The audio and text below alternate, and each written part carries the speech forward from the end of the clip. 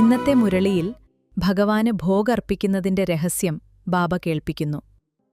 ഓം ശാന്തി എന്ന് പരസ്പരം എപ്രകാരമാണ് പറയേണ്ടത് എന്നും ബാബ മനസ്സിലാക്കിച്ചു തരുന്നു. ബാബയുടെ മധുര മഹാവാക്യങ്ങൾ കേൾക്കാം. ഓം ശാന്തി. 29/7/26 പ്രഭാതമുരളി ബാബ്ദാദ മധുബൻ. ബാബ പറയുന്നു, മധുരമായ കുട്ടികളെ, തൻ്റെ സ്വധർമ്മത്തിൽ സ്ഥിതി ചെയ്തുകൊണ്ട് പരസ്പരം സ്നേഹത്തോടെ അന്യോന്യം ഓം ശാന്തി എന്ന് പറയൂ. ഇതും അന്യോന്യം റിഗാർഡ് കൊടുക്കലാണ്. ചോദ്യം: ഭക്തിയിലും ഭഗവാന് ഭോഗ് അർപ്പിക്കുന്നു. ഇവിടെ നിങ്ങൾ കുട്ടികളും അർപ്പിക്കുന്നു. ഈ ആചാരം എന്തുകൊണ്ടാണുള്ളത്? ഉത്തരം: കാരണം ഇതും ആ ഒന്നിൻ്റെ റിഗാർഡ് വയ്ക്കലാണ്. നിങ്ങൾക്കറിയാം, ശിവബാബ നിരാകാരമാണ്, അഭോക്താവാണ്, ഭക്ഷിക്കുന്നില്ല, എന്നാൽ വാസന എത്തിച്ചേരുന്നു. സർവരുടെയും സദ്ഗതിദാതാവും പതീത പാവനുമായ പിതാവാണ്. അപ്പോൾ തീർച്ചയായും ഭോഗം ആ ഒന്നിന് അർപ്പിക്കണം. ഗീതം: നമ്മുടെ തീർത്ഥസ്ഥാനം വേറിട്ടതാണ്. ഓം ശാന്തി. കുട്ടികളുടെ ഹൃദയത്തിലും ഓം ശാന്തി എന്നത് ഉയർന്നു. ആരോടെങ്കിലും നമസ്തേ പറയുമ്പോൾ അവരും റിട്ടേണായി നമസ്തേ പറയുന്നു. ഇവിടെ ബാബു പറഞ്ഞു ഓം ശാന്തി. അപ്പോൾ ഇദ്ദേഹത്തിൻ്റെ ആത്മാവ് സഹിതം എല്ലാ കുട്ടികളുടെ ഹൃദയത്തിൽ ഓം ശാന്തി എന്ന് വരും. അതായത് ഞാൻ ആത്മാവ് ശാന്തസ്വരൂപമാണ്, റെസ്പോണ്ട് ചെയ്യണമല്ലോ. ഇത് റെസ്പോൺസ് ആയല്ലോ. മറ്റാർക്കും അർത്ഥസഹിതം ഇങ്ങനെ പറയുവാൻ സാധിക്കില്ല.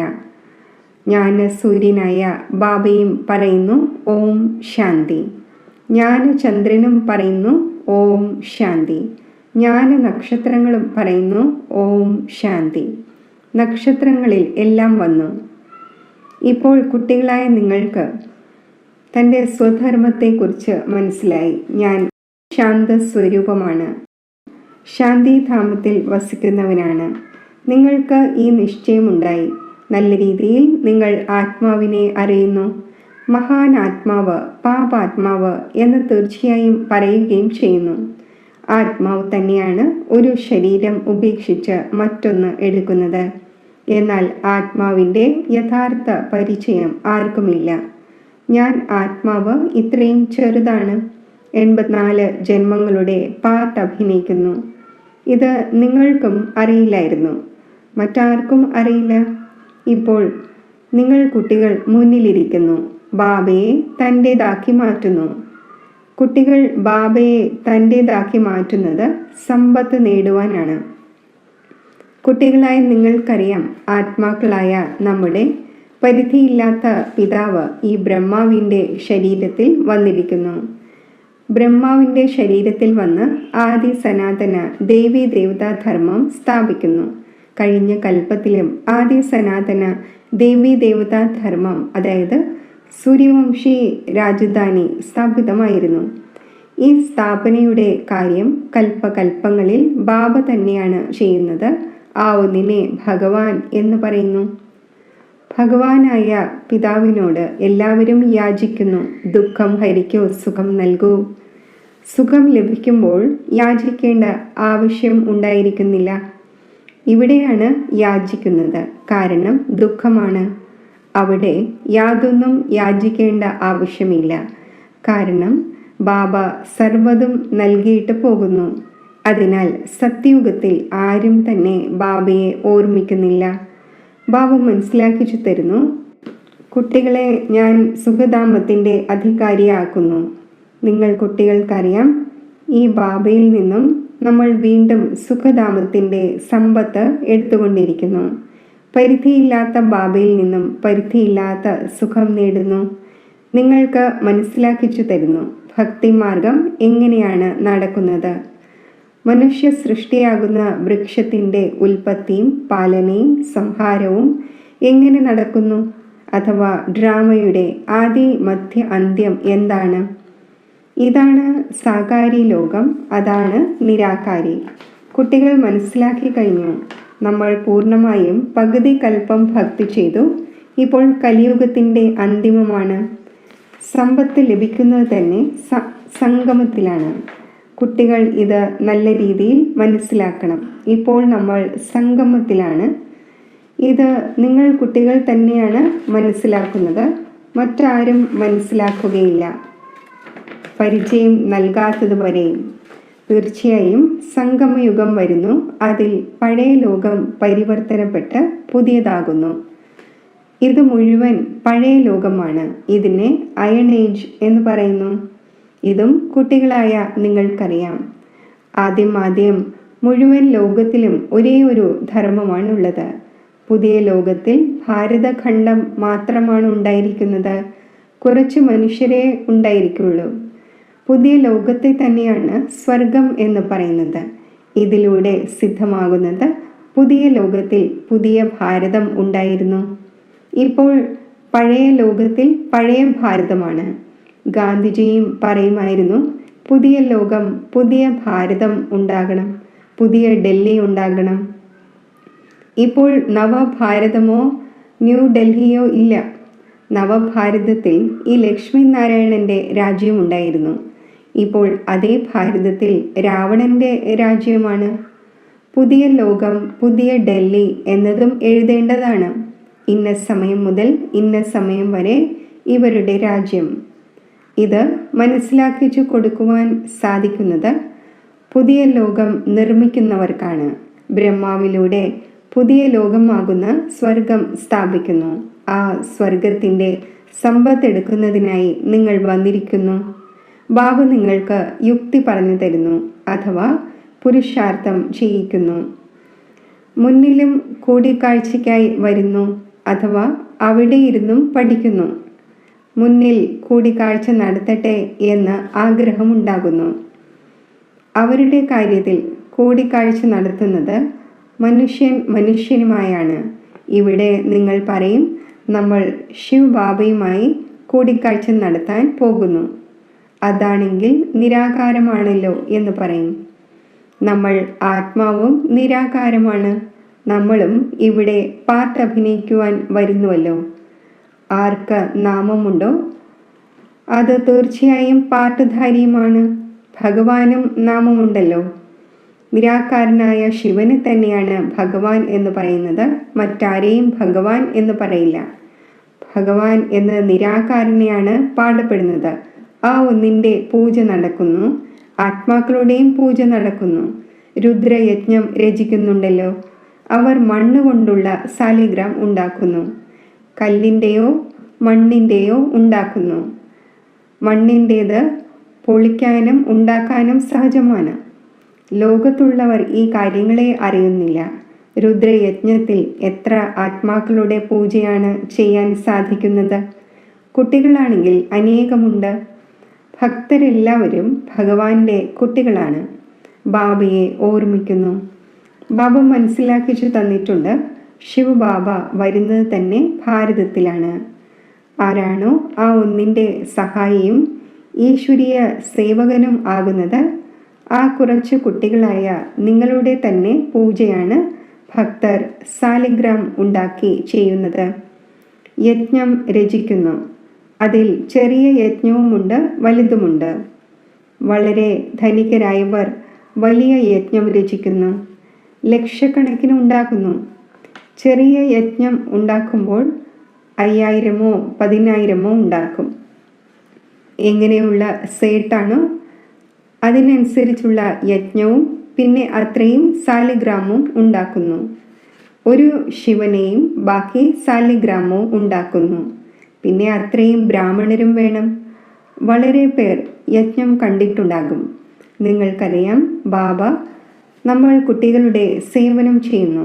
നമ്മൾ പിന്നെ മറ്റുള്ളവരുടെ സേവനം ചെയ്യുന്നു. അതിനാൽ പൂജയുണ്ടാകുന്നു. നിങ്ങൾ ഇപ്പോൾ പൂജ്യരാകുന്നു. ആത്മാവ് പറയുന്നു, ബാബ അങ്ങാണെങ്കിൽ സദാ പൂജ്യനാണ്. നമ്മളെയും പൂജ്യൻ ആക്കിക്കൊണ്ടിരിക്കുന്നു. പൂജ്യ ആത്മാവായ നിങ്ങൾ ശരീരം സ്വീകരിക്കുമ്പോൾ പൂജ്യ ദേവീ ദേവന്മാർ എന്ന് പറയും. ആത്മാവ് തന്നെയാണ് പൂജ്യം അഥവാ പൂജാരി ആകുന്നത്. ബാബ വരുന്നത് തന്നെ ഒരു തവണയാണ്. പിന്നെ ഒരിക്കലും ബാബ ആത്മാക്കളെ പഠിപ്പിക്കുക എന്നത് നടക്കുന്നതേയില്ല. ആത്മാവ് തന്നെയാണ് കേൾക്കുന്നത്. എങ്ങനെയാണോ ആത്മാവ് ശരീരത്തിലൂടെ കേൾക്കുന്നത്, അതുപോലെ പരംപിത പരമാത്മാ സുപ്രീം ആത്മാവും ശരീരത്തിൻ്റെ ആധാരമെടുത്ത് ഇദ്ദേഹത്തിലൂടെ കേൾക്കുന്നു. ഇദ്ദേഹത്തിലൂടെ നിങ്ങളെ രാജയോഗം പഠിപ്പിക്കുന്നു. ആ ഒന്നിന് തൻ്റെ ശരീരമില്ല. ബ്രഹ്മ, വിഷ്ണു, ശങ്കരനും തൻ്റേതായ സൂക്ഷ്മ ശരീരമുണ്ട്. ഇവിടെയാണെങ്കിൽ എല്ലാവർക്കും അവരവരുടെ ശരീരമുണ്ട്. ഇത് സാകാരി ലോകം തന്നെയാണ്. ശിവബാബ നിരാകാരമാണ്. ആ ഒന്ന് ജ്ഞാനത്തിൻ്റെ സാഗരമാണ്, സുഖത്തിൻ്റെ സാഗരമാണ്, സ്നേഹത്തിൻ്റെയും സാഗരമാണ്. ആ ഒന്ന് വന്ന് സർവരെയും പതീതത്തിൽ നിന്നും പാവനമാക്കുന്നു. ഇതിൽ പ്രേരണയുടെ ഒരു കാര്യവുമില്ല.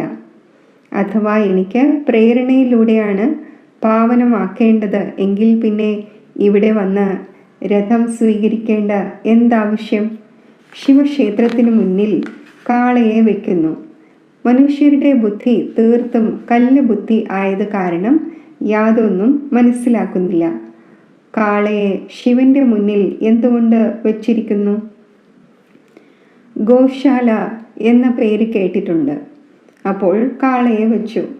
ഇപ്പോൾ കാളയിൽ ആരാണ് സവാരി ചെയ്തത്? കൃഷ്ണന്റെ ആത്മാവാണെങ്കിൽ സത്യയുഗത്തിലാണുള്ളത്. ആ ഒന്നിന് മൃഗത്തിൻ്റെ മേൽ വന്നിരിക്കേണ്ട എന്ത് കാര്യം? ഒന്നും മനസ്സിലാക്കുന്നില്ല.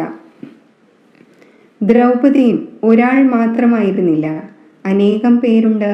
അവർ വിളിക്കുന്നു. അവരാണെങ്കിൽ ഒരു നാടകം ഉണ്ടാക്കിയിരിക്കുന്നു. ശ്രീകൃഷ്ണൻ സാരികൾ നൽകിക്കൊണ്ടിരിക്കുന്നതായി. അർത്ഥമൊന്നും മനസ്സിലാക്കുന്നില്ല. ഇപ്പോൾ നിങ്ങൾ കുട്ടികൾ മനസ്സിലാക്കുന്നു. നിങ്ങൾക്ക് 21 ജന്മത്തേക്ക് വിവസ്ത്രം ആകേണ്ടതില്ല. എവിടെയുള്ള കാര്യം എവിടേക്ക് കൊണ്ടുപോയിരിക്കുന്നു? ഭക്തി മാർഗത്തിൽ എണ്ണമറ്റ കഥകളുണ്ട്. ഈ കഥകളും മറ്റും എല്ലാം അനാദിയാണ് എന്ന് പറയുന്നു. പുനർജന്മം എടുത്ത് കേട്ട് വന്നിരിക്കുന്നു. അനാദിയും എപ്പോൾ മുതൽ ആരംഭിച്ചു? ഒന്നും അറിയില്ല. രാവണരാജ്യം എപ്പോൾ മുതൽ ആരംഭിക്കുന്നു എന്നതും അറിയില്ല. അതിൻ്റെ ഒരു വർണ്ണനയുമില്ല. നിങ്ങൾ എത്ര സേവനം ചെയ്യുന്നു? ഈ സൂര്യ, ചന്ദ്ര, നക്ഷത്രങ്ങളും മറ്റും ഉണ്ടായിരിക്കുക തന്നെ ചെയ്യുന്നു. സത്യയുഗത്തിലുമുണ്ട്, ഇപ്പോഴുമുണ്ട്. അതിൻ്റെ മാറ്റം ഉണ്ടാകുന്നില്ല. നിങ്ങൾ ഇപ്പോൾ നിമിത്തമായിരിക്കുന്നു. ഭാരതത്തെ തന്നെയാണ് വീണ്ടും അന്ധകാരത്തിൽ നിന്നും മാറ്റി പ്രകാശത്തിലേക്ക് കൊണ്ടുവരേണ്ടത്. ഭക്തിമാർഗത്തെ അന്ധകാരം എന്ന് പറയുന്നു. നിങ്ങളുടെ മഹിമയാണ്. നിങ്ങൾ ഭൂമിയിലെ നക്ഷത്രങ്ങളാണ്. നക്ഷത്രങ്ങൾ ഉള്ളപ്പോൾ സൂര്യനും ചന്ദ്രനും ഉണ്ടായിരിക്കേണ്ടതാണ്. ഇതാണ് നിങ്ങളുടെ ആത്മീയ തീർത്ഥസ്ഥാനം. നിങ്ങൾ ഇങ്ങനെയുള്ള ഒരു തീർത്ഥയാത്രയ്ക്ക് പോകുന്നു. അവിടെ നിന്നും വീണ്ടും ഈ മൃത്യുലോകത്തിലേക്ക് വരുന്നില്ല. ഇപ്പോൾ ഇത് മൃത്യുലോകമാണ്. പിന്നെ ഇവിടെ തന്നെയാണ് അമരലോകം ഉണ്ടാകുന്നത്. ദ്വാപരം മുതൽ മൃത്യുലോകം ആരംഭിക്കുന്നു. ഇപ്പോൾ നിങ്ങൾ സത്യമായ അമരകഥ കേട്ടുകൊണ്ടിരിക്കുന്നു.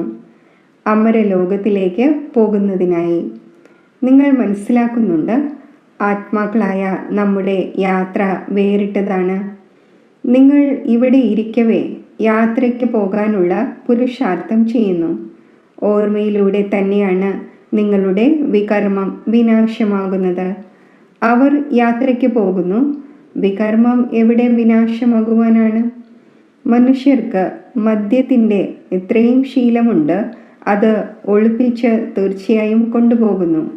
ഈ കാലത്താണെങ്കിൽ യാത്രയിൽ വളരെ മോശവുമാകുന്നു. എല്ലാവരും പതീതമാണല്ലോ.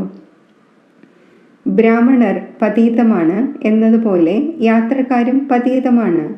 വഴികാട്ടികൾ യാത്ര ചെയ്യിക്കുന്നു. പാവനമൊന്നുമല്ല. നിങ്ങളാണെങ്കിൽ പവിത്രമായിരിക്കുന്നു. സത്യമായ ബ്രാഹ്മണൻ നിങ്ങളാണ്. നിങ്ങളുടെ ആത്മാവ് പവിത്രമായിരിക്കുന്നു. ഓർമ്മയുടെ യാത്രയിലൂടെ തന്നെയാണ് നിങ്ങൾ പവിത്രമാകുന്നത്. സതോ പ്രധാനം ആകണം. ബാബ വീണ്ടും വീണ്ടും എഴുതുന്നു, മധുരമായ കുട്ടികളെ, ഇത് ശിവ് ബാബയാണ് ആത്മാക്കൾക്ക് എഴുതിയത്. എന്നെ ഓർമ്മിക്കൂ, എങ്കിൽ നിങ്ങൾ തമോ പ്രധാനത്തിൽ നിന്നും സതോ പ്രധാനമായി സതോ പ്രധാന ലോകത്തിൻ്റെ അധികാരിയായി മാറും. ഒരേ ഒരു ഡയറക്ഷനാണ് മുഖ്യം. എത്ര സഹജമാണ്! ഓർമ്മയിലൂടെ തന്നെയാണ് വികർമ്മം വിനാശമാകുന്നത്. ഓർമ്മിക്കുകയില്ലെങ്കിൽ വികർമ്മം വിനാശമാകില്ല, പിന്നെ ശിക്ഷ അനുഭവിക്കും.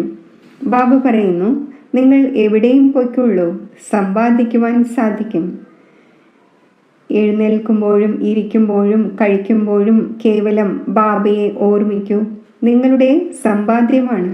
കുട്ടികൾക്ക് ഇതിലും സഹജമാണ്. ഇതിൽ അറ്റൻഷൻ്റെ മറ്റും കാര്യമൊന്നുമില്ല. ശ്രീനാഥൻ്റെ ക്ഷേത്രത്തിൽ ശ്രീനാഥൻ്റെ ഓർമ്മയിലിരിക്കുന്നു, ഭോഗ് അർപ്പിക്കുന്നു. കല്ലിൻ്റെ മൂർത്തിയാണല്ലോ. ഭോഗം ആർക്കാണ് അർപ്പിക്കേണ്ടത്? അധികാരി ഒരേ ഒരു ശിവ് ബാബയാണ്. സർവരുടെയും സദ്ഗതി ദാതാവും പതീത പാവനും ആ ഒന്നാണ്. ബാബ പറയുന്നു, ഞാൻ സ്വീകരിക്കുന്നതേയില്ല. നിങ്ങൾ എൻ്റെ മേൽ പാലും ജലവും അർപ്പിക്കുന്നു. ഈ ഭോഗ് അർപ്പിക്കുന്നു. എന്തുകൊണ്ട്? ഞാനാണെങ്കിൽ നിരാകാരവും അഭോക്താവുമാണ്. എൻ്റെ എന്ത് പൂജ ചെയ്യുവാനാണ്? എൻ്റെ മുന്നിൽ ഭോഗ് വയ്ക്കും. എന്നാൽ ഭക്തർ ഭോഗ് വച്ചു, അവർ തന്നെ വീതിച്ച് കഴിച്ചു. നിങ്ങൾക്കറിയാം, ശിവ് ബാബയ്ക്ക് ഭോഗ് തീർച്ചയായും വെക്കേണ്ടതുണ്ട്. പിന്നെ വീതിച്ച് നിങ്ങൾ കഴിക്കുന്നു. ഇതും ഒരാളോട് ആദരവ് വയ്ക്കുന്നത് പോലെയാണ്. നമ്മൾ ശിവ് ബാബയ്ക്ക് ഭോഗ് അർപ്പിക്കുന്നു. ശിവ് ബാബയുടെ ഭണ്ഡാരമാണല്ലോ. ആരുടെ ഭണ്ഡാരമാണോ ആ ആൾക്ക് ഭോഗ് തീർച്ചയായും വെക്കണം. നിങ്ങൾ ഭോഗ് കഴിക്കുന്നതും നിങ്ങൾ കുട്ടികൾ തന്നെയാണ്. ഈ ബ്രഹ്മാവ് കഴിക്കുന്നു, ഞാൻ കഴിക്കുന്നില്ല. ബാക്കി വാസന വരും. വളരെ നല്ല ഭോഗ് ഉണ്ടാക്കി പറയുന്നതിന് വേണ്ടി ഓർഗൻസ് ഉണ്ടല്ലോ. ഈ ബ്രഹ്മാവിന് കഴിക്കുവാൻ സാധിക്കും. ഈ ശരീരമാണെങ്കിൽ ഇദ്ദേഹത്തിൻ്റെതാണല്ലോ. ഞാൻ കേവലം ഇദ്ദേഹത്തിൽ വന്ന് പ്രവേശിക്കുന്നു. മുഖം തന്നെയാണ് കാര്യത്തിൽ ഉപയോഗിക്കുന്നത്. കുട്ടികളായ നിങ്ങളെ പതീതത്തിൽ നിന്നും പാവനമാക്കുവാൻ ഗൗമുഖം എന്നും പറയുന്നുണ്ടല്ലോ. തീർച്ചയായും ഗൗമാണ്. നിങ്ങൾക്കറിയാം, ഇദ്ദേഹത്തിലൂടെയാണ് നിങ്ങൾ കുട്ടികളെ അഡോപ്റ്റ് ചെയ്യുന്നത്. ഈ മാതാവും പിതാവും രണ്ടുപേരുമുണ്ട്. പക്ഷേ മാതാക്കളെ ആര് സംരക്ഷിക്കും? അതിനാൽ സരസ്വതിയെ നിമിത്തമാക്കി വെച്ചു. ഡ്രാമ പ്ലാൻ അനുസരിച്ച് മാതാ ഗുരുവിൻ്റെ മഹിമയും വേണമല്ലോ. ഗുരു എന്നത് ആദ്യ നമ്പറിൽ പ്രശസ്തമായിരിക്കുന്നത് ഈ ഒന്നാണ്. ഗുരു ബ്രഹ്മ എന്നത് ശരിയാണ്. പിതാവ് എങ്ങനെയാണോ അതുപോലെ കുട്ടികളും. ബ്രാഹ്മണരായ നിങ്ങളും സത്യമായ ഗുരുവാകുന്നു. സർവർക്കും സ്വർഗത്തിലേക്കുള്ള സത്യമായ വഴി പറഞ്ഞു കൊടുക്കുന്നു. ആത്മാവ് തന്നെയാണ് മുഖത്തിലൂടെ വഴി പറഞ്ഞു കൊടുക്കുന്നത്. മന്മനാഭവ മധ്യാജി ഭവ. അച്ഛനും അമ്മയും കുട്ടികളും എല്ലാവരും അതേ വഴി തന്നെയാണ് പറഞ്ഞു കൊടുക്കുന്നത്. ഇവിടെ നിങ്ങൾ മുന്നിലിരിക്കുന്നു, ഓർമ്മയുണ്ടായിരിക്കുന്നു. പിന്നെ വീട്ടിലേക്ക് പോകുമ്പോൾ ധാരാളം കുട്ടികൾ മറന്നു പോകുന്നു. ഇവിടെ ആനന്ദം വരുന്നു. ബാബയുടെ അടുക്കൽ വന്നിരിക്കുകയാണ്. ബാബ പറയുന്നു, സ്വദർശന ചക്രധാരിയായി ഈ യുക്തി പറഞ്ഞു കൊടുക്കൂ. മുക്തിധാമത്തെയും ബാബയെയും സമ്പത്തിനെയും ഓർമ്മിക്കൂ. ശരി, മധുരമായ സിഖിലതെ കുട്ടികൾക്ക് മാതാപിതാ ബാബ്ദാദയുടെ സ്നേഹസ്മരണകൾ. Good morning.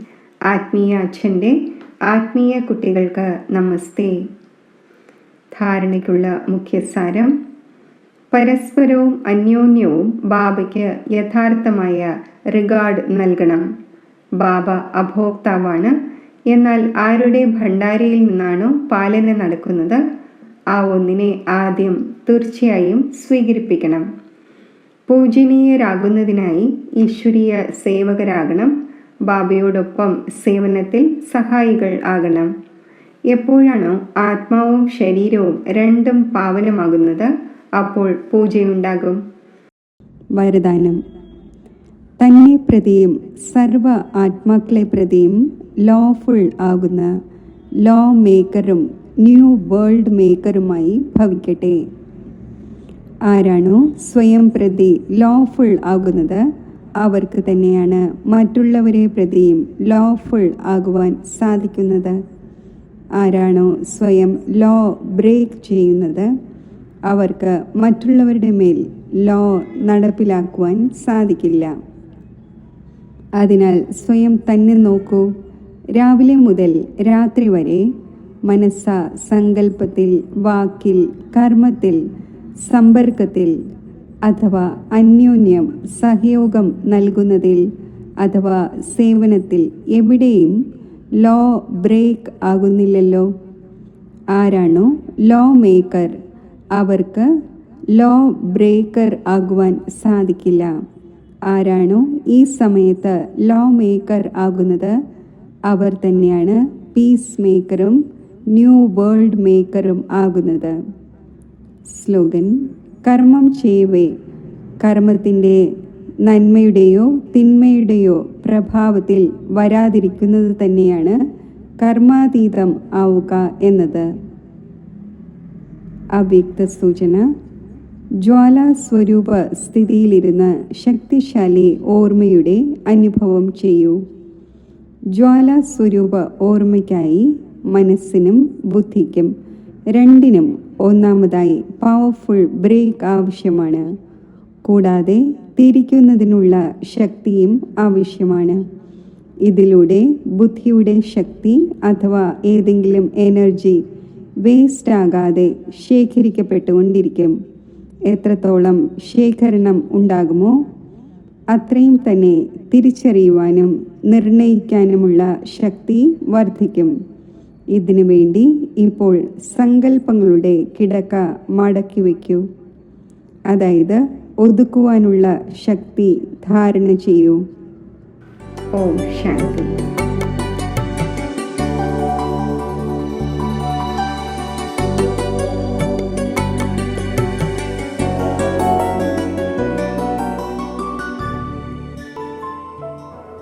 യോഗത്തിൻ്റെ അഭ്യാസം.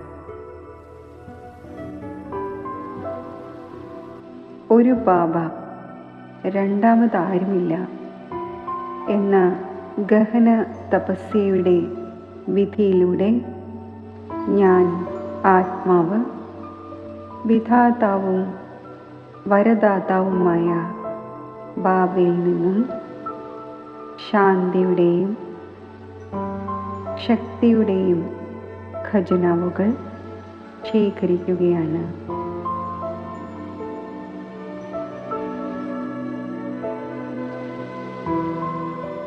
സമ്പന്നമായ സ്ഥിതി കൈവരിക്കുകയാണ്.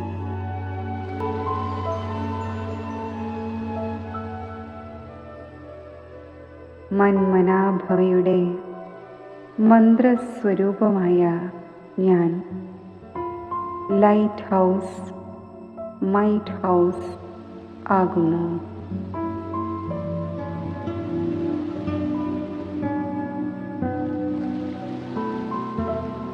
വിശ്വത്തിൽ വിദൂര സ്ഥാനങ്ങളിലായി അശാന്തരും ബലഹീനരുമായ എത്ര ആത്മാക്കളാണ്.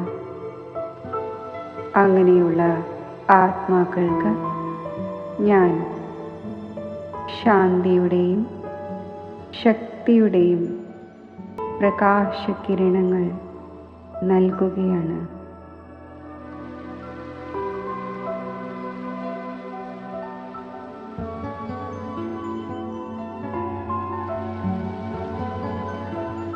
ഈ ശ്രേഷ്ഠ വൈബ്രേഷൻ വിശ്വമാകെ വ്യാപിക്കുകയാണ്.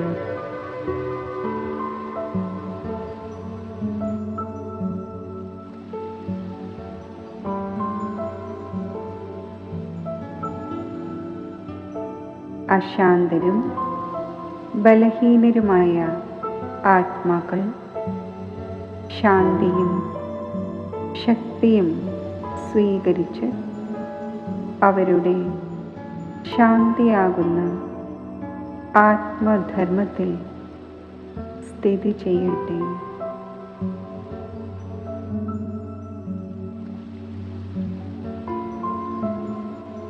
ശക്തി സമ്പന്നമായി മാറട്ടെ.